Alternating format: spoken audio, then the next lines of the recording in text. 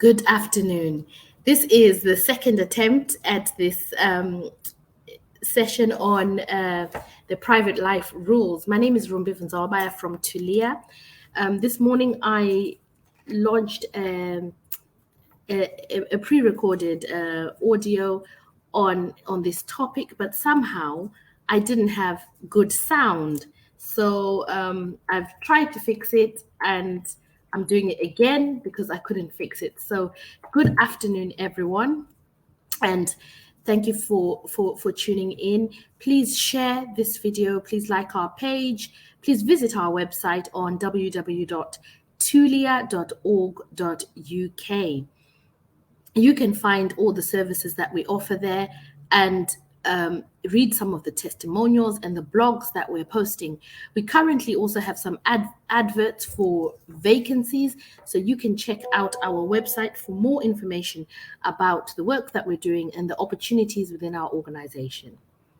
So I'm talking today about the Statement of Changes, HC 1118, which deals with the new family and private life rules. Some of you may remember that in 2012, the rules relating to permission to stay under the private and family life routes changed. It changed from the 6-year route to settlement to the 10-year route to settlement. So coming up on the 9th of July in 2022, this year, the first people who were granted permission to stay under the 10-year private and family life routes will start to qualify for indefinite leave to remain. Finally, after 10 years of extensions. So congratulations to all those who are coming up for their indefinite leave to remain. I've walked with many people on this journey and I know how challenging it's been, how expensive it's been, how limiting for some people it's been in their prospects for employment, for education, and it's really caused a lot of hardship for many people. So it's great that some people, the first group, are reaching their 10-year anniversary where they're now able to apply for indefinite leave to remain. So as an anniversary present and just in time for that anniversary, the Home Office has introduced what it describes as a simplified approach to such cases. So I'm going to dive in and highlight some of the key aspects of the changes in the private life route to settlement. If you are just joining us, I'm talking today about the private life and family life rules in the UK for people who have been living here for many years, many of them. And there's certain categories of people who we're going to be covering in today's talk. So the relevant immigration rules that covered this aspect that we're talking about today is paragraph 276 ADE, which governs permission to stay on private life grounds. And this is going to be replaced by a new Appendix Private Life. Appendix Private Life, that's the new kid on the block. So the requirements for indefinite leave to remain on the 10-year family route are being put into two other new appendices, which is Appendix Settlement Family Life and Appendix Relationship with Partner. That feels to me like a lot of information, and I hope that it's clear. It's just basically an introduction into what where the rules are going to be placed and what they're going to be called. So it's just a change from paragraph 276 ADE into Appendix Private Life, and then Appendix Settlement Family Life, and Appendix Relationship with Partner. So the Home Office is trying to make the rules simpler, easier to digest, and easier for people to be able to access them and apply them to their situation. Right, so all the new rules that we're going to be talking about today apply to applications that are made on or after the 20th of June 2022. So it applies to new rules. They apply to applications made on or after. So not before, on or after 20 June 2022. And I'm just going to summarize the groups of people who are covered by these new rules that I'm talking about this afternoon. So the 7-year children, right? So the first group of people are children who are resident in the UK for at least 7 years, who cannot reasonably be expected to leave. So 7-year children. And then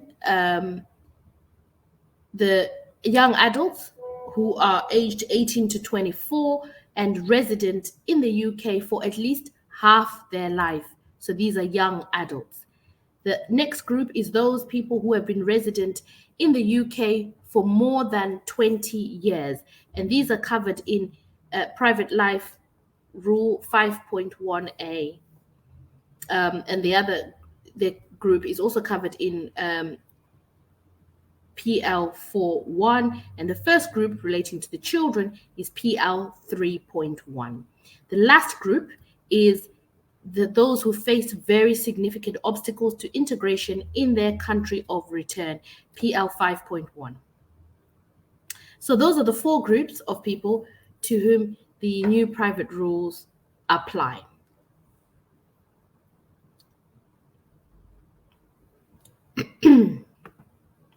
Right. The up until now, successful applicants on private life grounds, the ones that I've just been talking about, have been granted 30 months permission to stay, following which they must reapply if they wish to extend their stay. So what Appendix Private Life now allows going forward is that young adults and 7-year children can choose whether to apply for 30 months or 60 months permission. And there are no additional requirements for that, however, for the 60 months, but probably the fee will be different. So the application fee will be different. One of the things that I've just been thinking about as I'm looking at these new rules and reading the statement of changes is that the fee waiver still applies. So even people who are applying under the 60 months permission to stay, they can still utilize fee waivers. I haven't seen any changes in that. So even though there may be a difference in the fee, there will still be the provision for fee waivers for people who are applying for a full 5 years. I've seen the devastation that's caused when you're applying for the 2.5 years. Every time you're extending, it's a case of raising the money. It's a case of waiting when there's delays in the Home Office processing applications, not having access to passports and not being able to travel. The impact on migrants is devastating. When you have relatives who are sick and you cannot travel, when you need your documents for university or documents even for work, it causes so much disruption every 2.5 years. So this option to apply for 60 months, just 5 years at one go, is very welcome, and it's a very good change, which I think will benefit many people. The most significant changes under the new rules relate to the qualifying period for indefinite leave to remain. Previously, applicants had to complete 10 years on the private life route before they could get indefinite leave to remain. 10 years. But Appendix Private Life changes that. So that is good news. That's good news, because that changes now. So what does Appendix Private Life do?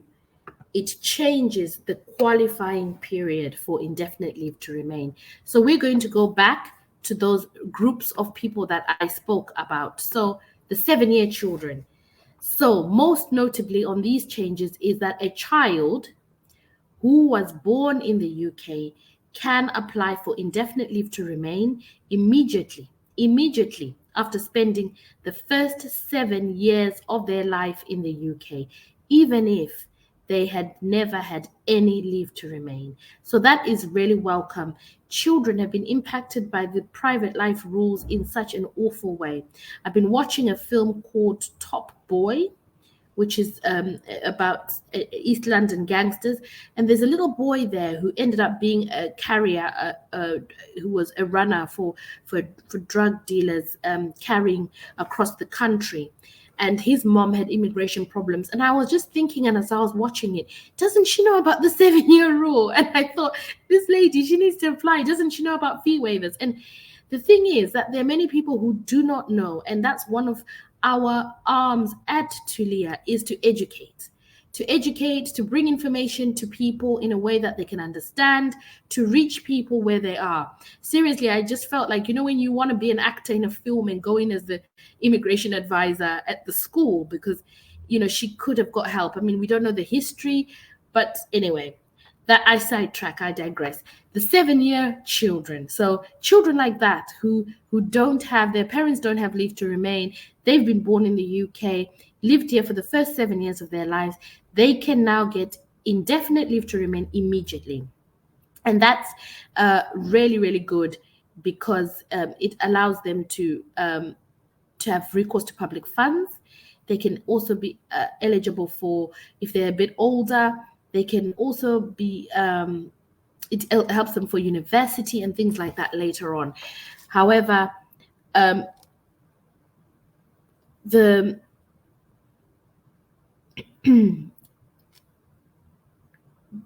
this change is really, really welcome. I mean, it's great. I'm really happy about it, and feel happy for those families. But children who are not born in the UK, they can just apply for the 60 months straight away. They still need to complete the 5 years. So if they were not born in the UK, came here when they were 2, 3, 4 years old, and they've spent 7 years in the UK, they can still apply. There's other children, I'm preempting questions, who at 10 years old, they can apply to register as British citizens who were born in the UK. So the indefinite leave to remain is an added layer for these children earlier, that they can apply for indefinite leave to remain straight after they turn 7. So that is good news, really, really good news. There is still a proviso that the children must show that it would not be reasonable to expect them to leave the UK. And there's a case called NA Bangladesh, which talks about that in more detail. For 7-year children who weren't born in the UK, like I said, there's that accelerated route, which allows them to get indefinite leave to remain after 5 years instead of 10. Wonderful. And then everybody else, the other groups on the private life route, still need to complete 10 years after being granted permission before they can get indefinite leave to remain. So those who have been here for 20 years, they still need to complete 10 years before they can get indefinite leave. Those who are relying on the significant obstacles to integration, they still have to complete 10 years before they can get indefinite leave to remain. So the accelerated route is for the 7-year children and the young adults. Right? Wonderful. So with all good news, there's good news, there's bad news, there's good news and bad news. So alongside these really amazing and generous provisions, which I believe have come around as a result of campaigning, as a result of lobbying, I recall a meeting that we attended at the House of Lords with some of our service users and supporters, and they were able to talk about the difficulties, the challenges, the expense that they were experiencing in renewing their family life. COVID highlighted the disparities between people who are living in the United Kingdom. And one of the groups that was most affected is those on the private life route who have no recourse to public funds. They couldn't claim any benefits, some were not working, and it was a very challenging time. And one of the things that we do at Tulia is help people to change their conditions so that they can access support, especially people who are like single mothers with small children who don't have access to any financial support at all. So we can help them to change the conditions of their leave to remain so that they can get some help from the state. So the rule changes are very, very welcome. So now I'll go on to the stricter suitability requirements. So, with every application for immigration purposes, the Home Office will look at the rules, and the first thing they'll look at is suitability. And suitability goes to your character and goes to your previous interactions with authorities and with the Home Office. So a person who has a prison sentence of at least 12 months now cannot ever, under the private life route, get indefinite leave to remain. So a prison sentence of at least 12 months now prevents a person from ever getting indefinite leave to remain on the private life route. Previously, they could do so if 15 years had passed since the end of the sentence, but now people in this position, they are expected to make endless applications. One of the thoughts that I had were if they perhaps could change once they've received their initial grant of leave to remain, change to a different route, skilled worker route, and perhaps they would be able to get their indefinite leave to remain under that route. Even people who are on the who are on the private life and get after 20 years and get leave to remain, they could also change onto the skilled worker visa so that they shorten the length of time that they have to work towards their indefinite leave to remain. So that is another option that is available. So people with a prison sentence of less than 12 months are prevented from getting indefinite leave to remain for the first 5 years after the sentence is completed. And it also disqualifies a child or young adult from obtaining indefinite leave to remain on the accelerated 5-year route. So young people who have been in prison or youth offending, who've had any crimes, they're also disqualified from obtaining indefinite leave to remain on the accelerated 5-year route. So if they have a sentence of less than 12 months, then they're prevented from getting indefinite leave to remain on the accelerated 5-year route. And the same applies where the applicant has been involved in a sham marriage, a civil partnership, practiced deception, or breached conditions, or where they have an outstanding litigation or NHS debt. The NHS debt has affected many people, and this will come back to bite and haunt people when they're applying for their indefinite leave to remain. So that's one to look out for.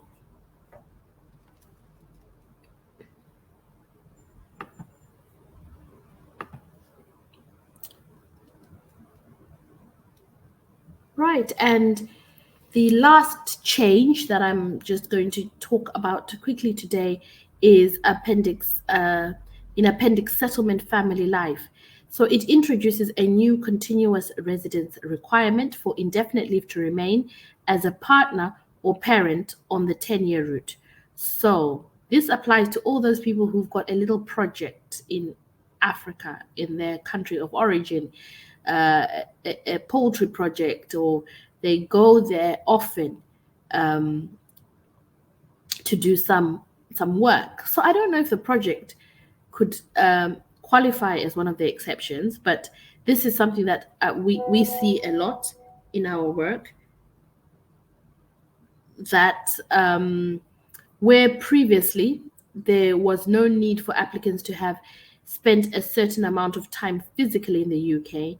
Now they're limited to a maximum of 180 days absence in any 12-month period. This appears to, it moves the goalpost significantly for people who never had to worry about it. So now there is a continuous residence requirement, something to look out for. There are exceptions to this, however, such as absences due to work, study, or supporting family members, as long as the UK remains the applicant's place of permanent residence and they maintain a family life here. Other exceptions, of course, include time spent out of the UK due to illness or pandemics. I think we've got to cover pandemics in everything. And please note that these new rules apply to absences, to applications after after the 20th of June. So this is when it applies. So absences predating the new appendix will be disregarded if they were followed by a grant of permission on private or family life in practice. This means that the first round of 10-year route settlement applicants need only worry about excess absences during their last period of permission to stay. And so it may result in a need to obtain a further extension, but won't have to start the 10-year qualification period all over again. So these are important things to notice. Please just take note of these, of the continuous residence, the appendix continuous residence.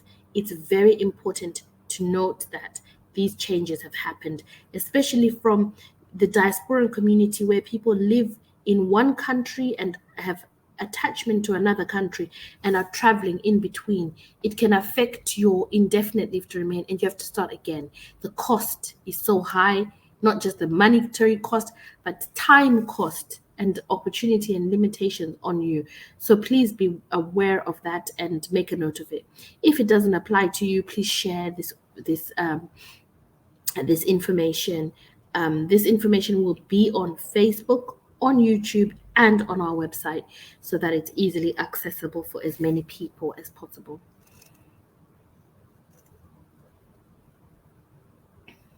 Right, so I think that those are the key aspects which I've summarized in this quick 20-minute audio. If you have any questions, pop them in the chat and we will come around and answer them later. This video has not been, it's not a video, it's an audio. It's not live, so it's pre-recorded. But we will come back and look at any questions that have arisen from this so that you can get any further information that you need. If you would like an appointment, you can send a WhatsApp message to the number on the screen and we'll send you a link on Calendly where you can book an appointment and access more information from us. If you are interested in any of the vacancies that are on our website, please contact us at info@tulia.org.uk. Send your CV, only for applicants who are currently living in the United Kingdom with permission to work and leave to remain. So we're not recruiting for our vacancies. We've had some CVs from other countries all over the world, but we are not we're not recruiting people who are outside of the United Kingdom. So thank you very much for your interest. So I hope that's been useful. Have an amazing weekend. Have an absolutely wonderful, wonderful weekend and see you next week.